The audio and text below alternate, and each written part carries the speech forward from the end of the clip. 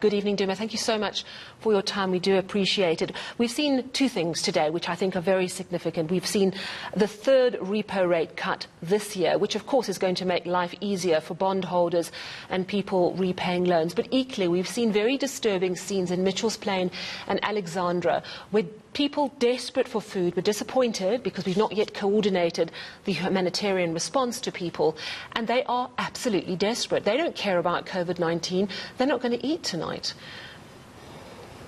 Sally, we can't starve the people to protect them. And while we have had a very good response to the public health crisis, the response to the economic crisis is lacking. It is very poor. And I just want to make it clear that what's happening in South Africa today, we are heading for the worst performance of our economy since the Great Depression in 1931. We are forecast to have a 10% decline in gross domestic product.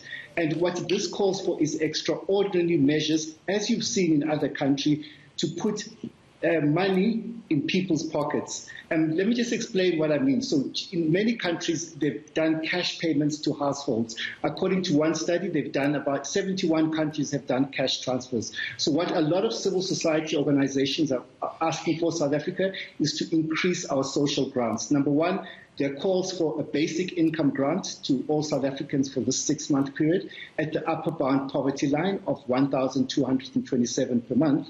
The other demand that's got wide acceptance across civil society is a top-up to the child support grant, which is very effective and reaches many households. What people are talking about is an increase of 500 rands per month, and many people have sent petitions to the presidency, and we haven't had any response to that.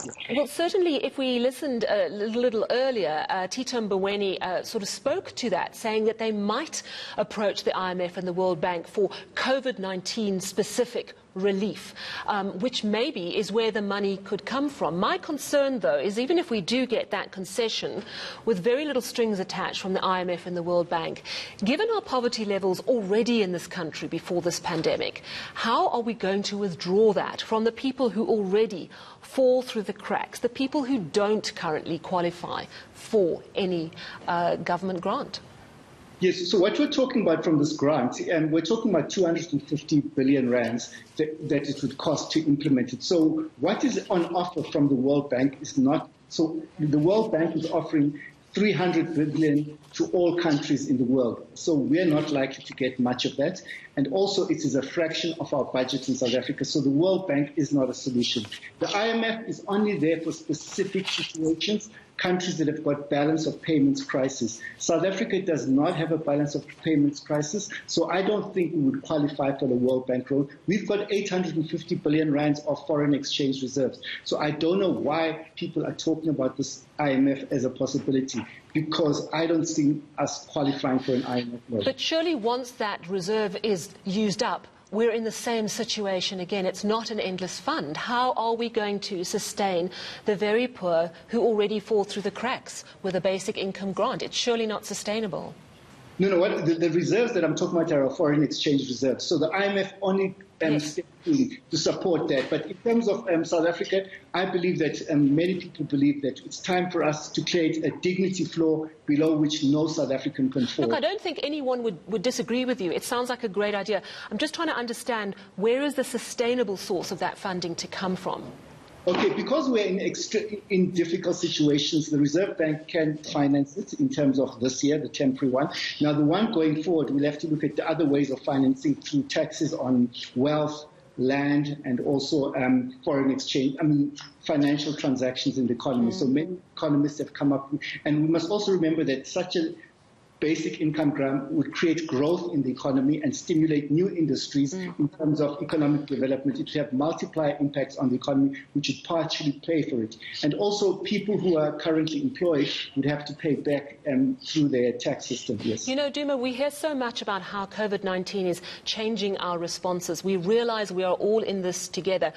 The basic income grant is not a new concept, but do you think perhaps the time is right to really look at it? Because it's all very well being wealthy, but if you live in a poverty-stricken country, there's not much quality of life at the end of the day, and that's what this pandemic is showing us.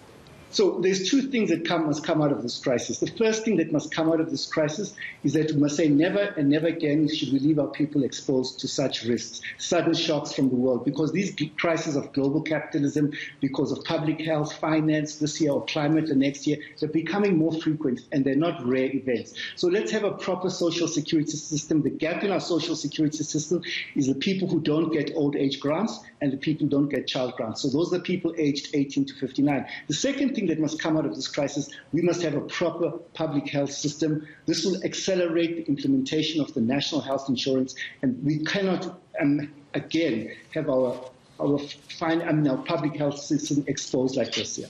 Absolutely, and very thought-provoking. Thank you so much for joining us and sharing your thoughts. That's economist Duma Gobule.